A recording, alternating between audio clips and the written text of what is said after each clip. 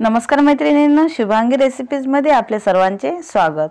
आज आपण बनवणार आहे अगदी साध्या सोप्या पद्धतीने तिळगुळाचे लाडू, ते सुद्धा बिना पाकाचे। त्यासाठी मी 1 कप तीळ घेतले आहे, पाव वाटी शेंगदाणे आणि 1 वाटी आपल्याला गूळ घ्यायचा आहे। हवं तर तुम्ही कमी जास्त घेऊ शकता।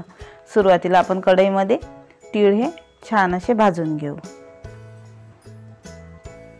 मध्यम आचेवर आपल्याला ते भाजून घ्यायचे आहे।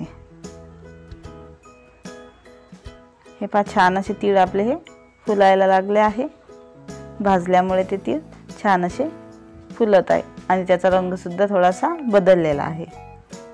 आपले तीळ हे भाजून तयार झाले आहे। एका आपण ते ताटामध्ये काढून घेऊ। आता शेंगदाणे सुद्धा आपल्याला भाजून घ्यायचे आहे। छान असे लालसर आपल्याला ते भाजून घ्यायचे आहे।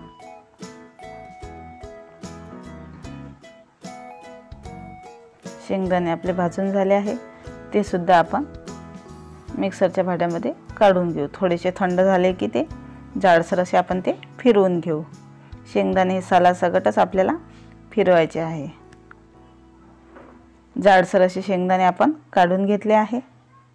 आता यामध्येच आपल्याला तीळ घालायचे आहे। तीळ सुद्धा आपण मिक्सरच्या भांड्यामधून जाडसर असे काढून घेऊ।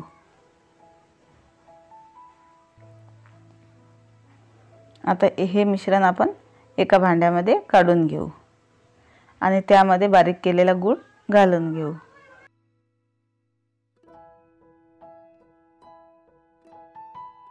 छान असं आपण हे मिक्स करून घेऊ।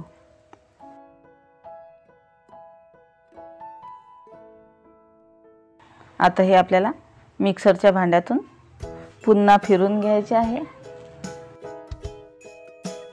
जास्त बारीक करायचं नाही, थोडंसं जाडसरच आपण हे काढून घेऊ। अशा पद्धतीने ते मी मिक्सरच्या भांड्यातून काढून घेतले आहे। साधाच गूळ मी वापरलेला आहे। आता एका भांड्यात हे सर्व मिश्रण काढून घेऊ आणि याचे आपल्याला छोटे छोटे लाडू बांधून घ्यायचे आहे। अशा पद्धतीने आपण हे लाडू बांधून घेऊ। अगदी कमी वेळामध्ये, अगदी 10 ते 15 मिनिटात हे बिना पाकाचे तिळगुळाचे लाडू सहज तयार होतात। पाक करायचं टेन्शन नाही, अगदी सोप्या पद्धतीने ते तयार होतात। हिवाळ्याच्या दिवसामध्ये हे लाडू अतिशय पौष्टिक आहेत आणि खास करून ते मकर संक्रांती करता बनवले जातात। अशा पद्धतीने मी लाडू तयार करून घेतला। आता सर्व लाडू आपण असेच बनवून घेऊ।